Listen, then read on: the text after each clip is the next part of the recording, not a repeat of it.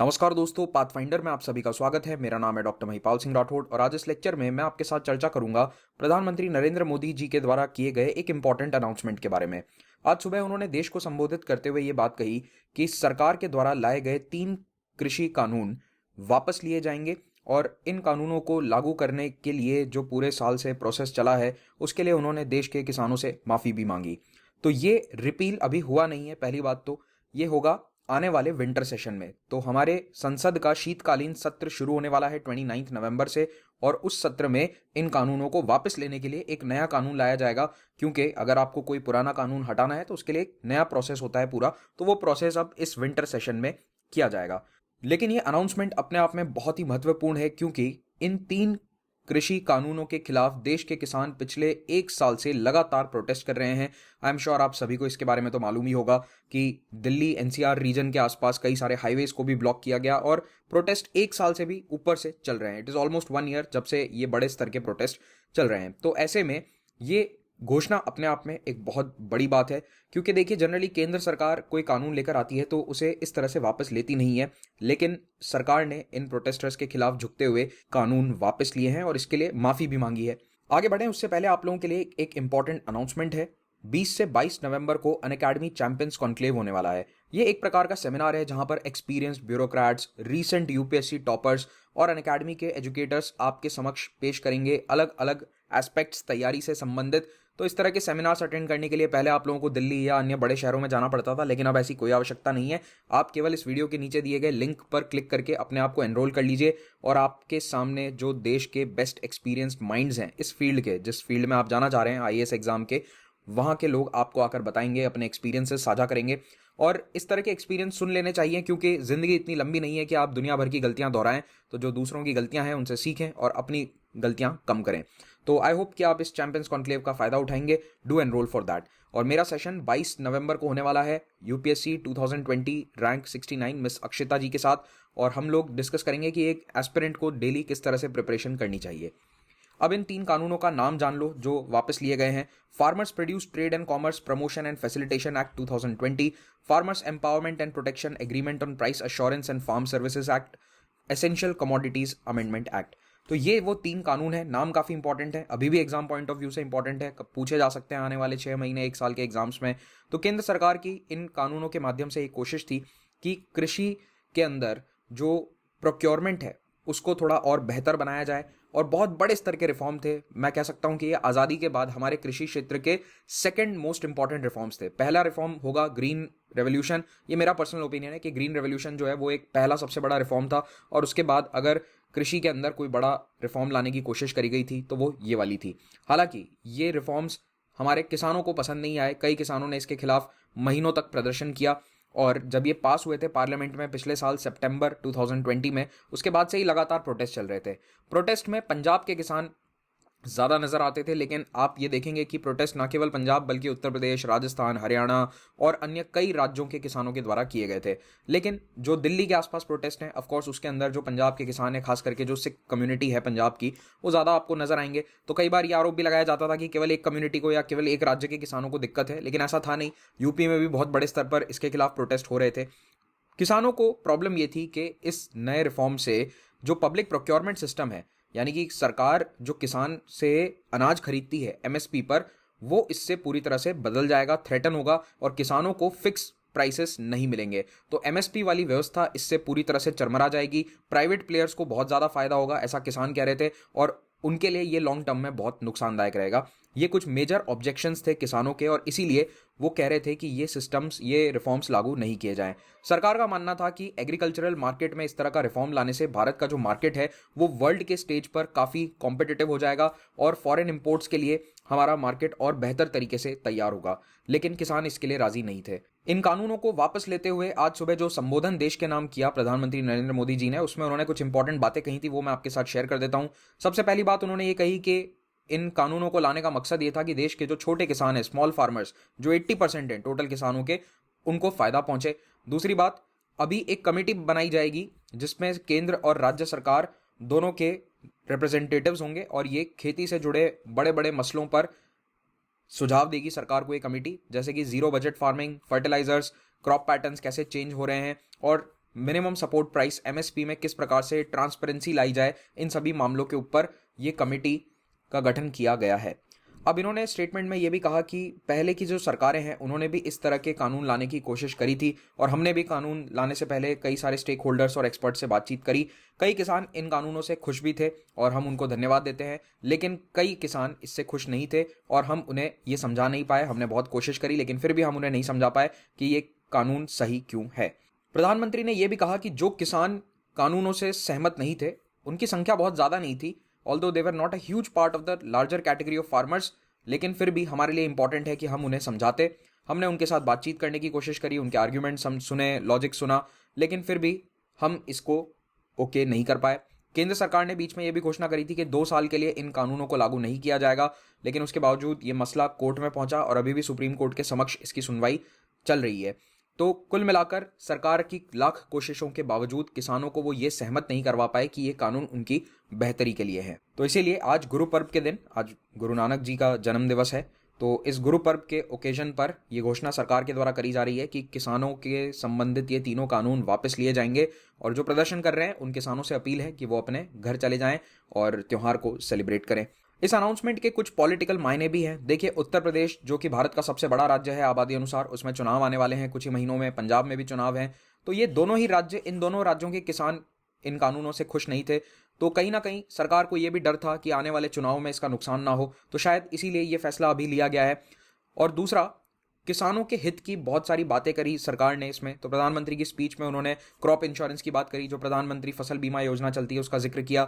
उसके अलावा प्रधानमंत्री किसान सम्मान निधि योजना, ये भी इन्होंने इसमें मेंशन किया था। नीम कोटेड यूरिया से संबंधित जो प्लान्स हैं, कुल मिलाकर जो किसानों के लिए पिछले 3-4 साल में, 5 साल में काम किए गए हैं, उनको भी यहाँ पर दोहराया गया। अब ये जो अनाउंसमेंट हुआ है, क्या उससे किसान खुश हो गए हैं, क्या प्रोटेस्ट खत्म हो गया है? तो आंसर है आज के लिए नहीं। भारतीय किसान यूनियन का एक फैक्शन है, उसने तो स्वागत किया है कि मोदी जी ने जो अनाउंसमेंट किया है बहुत अच्छा है, लेकिन जो मेजर फैक्शन है जिसके लीडर हैं टिकैत, राकेश टिकैत, इन्होंने ये कहा कि अभी आंदोलन खत्म नहीं कर रहे हैं। इन्होंने कहा कि अभी हमें भरोसा नहीं है कि सरकार कानून वापस ले लेगी, जब लिए जाएंगे उस दिन हम प्रदर्शन को खत्म करेंगे। तो बेसिकली ये कह रहे हैं कि जब तक विंटर सेशन के अंदर इन कानूनों को हटाने के लिए पूरी कार्रवाई नहीं हो जाती तब तक हम प्रोटेस्ट वापस नहीं लेंगे। हालांकि कल एक डिटेल्ड मीटिंग होगी सभी की, शायद उस मीटिंग के अंदर प्रोटेस्ट वापस ले लिया जाए, बट आज के लिए ये प्रोटेस्ट अभी कंटिन्यू हो रहा है और अभी तो राकेश टिकैत का यही स्टेटमेंट आया है कि आंदोलन खत्म नहीं कर रहे हैं। अब अगर इस पूरे मामले को हम पॉलिटी के पॉइंट ऑफ व्यू से देखें तो आपको ये बात समझनी होगी कि भारत में जो भी सरकार पावर में होती है वो जनता के आदेश या जनादेश के कारण पावर में होती है। हमने सरकार को वोट दिया है, इसीलिए सरकार सत्ता में है और हमारा सिस्टम पार्लियामेंट्री डेमोक्रेसी का है। तो पार्लियामेंट के अंदर जिसके पास मेजॉरिटी है वो कानून बनाने की बिल्कुल हकदार है। They have the right to make laws for the country.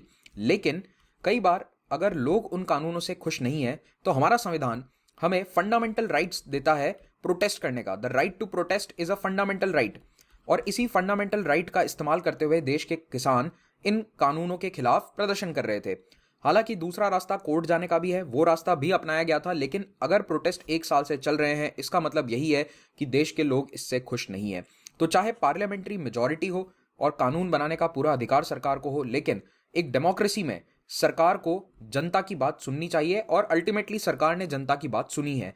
That shows कि हमारी डेमोक्रेसी में चेक्स एंड बैलेंसेस का सिस्टम जो संविधान निर्माताओं ने रखना चाहा था वो आज भी काम कर रहा है। The system of checks and balances that has been put into our constitution is working, कि कहीं ना कहीं पार्लियामेंट बहुत ज़्यादा सुप्रीम या ताकतवर ना हो जाए, ना ही एग्जीक्यूटिव बहुत ज़्यादा सुप्रीम हो जाए और ना ही जुडिशरी बहुत ज़्यादा बेलगाम हो जाए। तीनों के लिए चेक्स एंड बैलेंसेस रखे गए हैं। So those checks and balances are working. और यहाँ पर जो जनता का रोल होता है प्रोटेस्ट करके, ध्यान रखिएगा, नॉन वायलेंट तरीके से प्रोटेस्ट करके, अपनी राइट्स का इस्तेमाल करके सरकार के समक्ष अपनी बात रखने का, तो उसका इस्तेमाल सिटीजन या फिर सिविल सोसाइटी ने भी किया और सरकार को अल्टीमेटली झुकने को मजबूर कर दिया।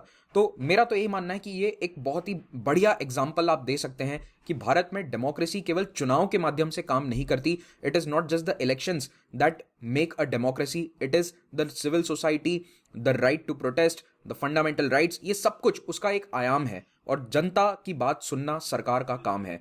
तो इस पूरे मामले को आप एक एथिक्स की केस स्टडी या फिर पॉलिटी के अंदर मेंस के आंसर्स में भी यूज कर सकते हैं। इन तीनों कानूनों का एक ग्लोबल एंगल भी है। देखिए, कई दशकों से developed countries world trade organization के माध्यम से भारत और अन्य विकासशील देशों पर यह दबाव बना रहे हैं कि आप अपने देशों में कृषि सब्सिडीज को खत्म करें। इसके पीछे कारण क्या है? बहुत ही जबरदस्त रीजन है। देखिए, यूएस, यूके या अन्य यूरोपियन कंट्रीज अपने क्लाइमेट के कारण केवल एक फसल पैदा कर सकते हैं और उनके पास डेयरी प्रोडक्ट बहुत हैं, तो उनके पास ग्रेन का सरप्लस है। लेकिन जो ट्रॉपिकल या सब ट्रॉपिकल क्लाइमेट में उगने वाली सब्जियां हैं या फिर अन्य अनाज हैं, वो इनके पास नहीं होता है। तो इनके पास जो सरप्लस है, क्योंकि इनकी आबादी इतनी नहीं है लेकिन खेती की जमीन ठीक ठाक है, तो इस सरप्लस को वो हमारे जैसे विकासशील देशों को बेचना चाहते हैं। तो इसीलिए वो दबाव बना रहे थे कि आप अपने देश में जो सब्सिडीज दी जाती है किसानों को, उसको आप खत्म करिए। तो ये प्रेशर डब्ल्यूटीओ में भारत पर भी कई दशकों से लगाया जा रहा था, और कहीं ना कहीं अगर हमारे मार्केट्स को इसके लिए ओपन कर दिया जाता है तो ये कई कंपनीज को फायदा पहुंचा सकता था। उसमें भारतीय कंपनीज भी और विदेशी कंपनीज भी हो सकती थी, क्योंकि इन देशों को मार्केट्स की जरूरत है, इनको एक्सपोर्ट मार्केट्स की जरूरत है इन प्रोडक्ट्स के लिए। अब कई दशकों से वेस्टर्न कंट्रीज ये कह रहे थे डब्ल्यूटीओ में कि ये जो पब्लिक प्रोक्योरमेंट सिस्टम है, यानी कि जो भारत का एमएसपी सिस्टम है, ये भी इसी का एक एग्जांपल है, जहां सरकारें फार्मर्स से ग्रेन्स को प्रोक्योर करती हैं, उस सिस्टम को बंद किया जाए, उसमें सब्सिडी बिल्कुल कम कर दी जाए। और ये कह रहे थे कि आप अनाज अपने किसानों से खरीदने की बजाय हमारे देश के एक्सपोर्टर से खरीदिए। तो अफ्रीका और एशिया के देशों पर यह दबाव बनाया जा रहा था कि यूरोप से अनाज को खरीदा जाए या यूएस जैसे बड़े देशों से अनाज को खरीदा जाए। लेकिन हम इन देशों से अनाज खरीदेंगे क्यों? भारत के पास तो पहले से बहुत सारा अनाज है।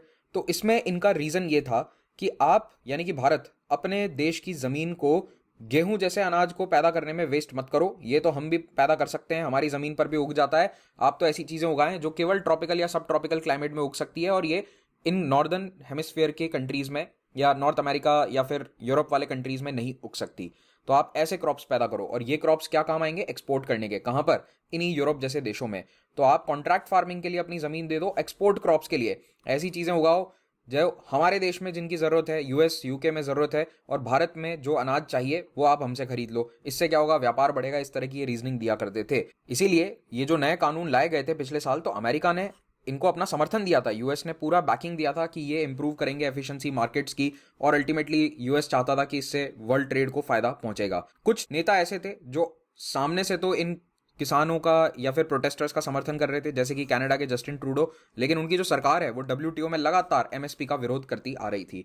तो कहने को कुछ और कह रहे थे, और करने को एक्चुअली में वो एमएसपी का विरोध ही कई दशकों से कर रहे थे। तो इस दशकों लंबे दबाव के चलते दुनिया के कई देशों ने इस तरह की सब्सिडीज खत्म कर दी थी। एमएसपी जैसा सिस्टम फिलीपींस और बोत्सवाना जैसे कई देशों ने खत्म कर दिया था, और इसके बाद इन देशों के अंदर खाद्यान्न का जो प्राइस है वो तेजी से बढ़ा था। वर्ल्ड में ग्रेन प्राइसेस पिछले 10-12 सालों में 4 गुना बढ़ चुके हैं, और कई ऐसे देश जो न्यूली इंपोर्ट डिपेंडेंट हैं, आप समझ रहे हैं, ये वो देश हैं जिन्होंने अपने यहां पर अनाज पैदा करना कम कर दिया, एक्सपोर्ट के लिए क्रॉप्स पैदा करने लगे, और अब इन्हें अनाज खरीदना पड़ता है डेवलप्ड कंट्रीज जैसे कि यूएसए से।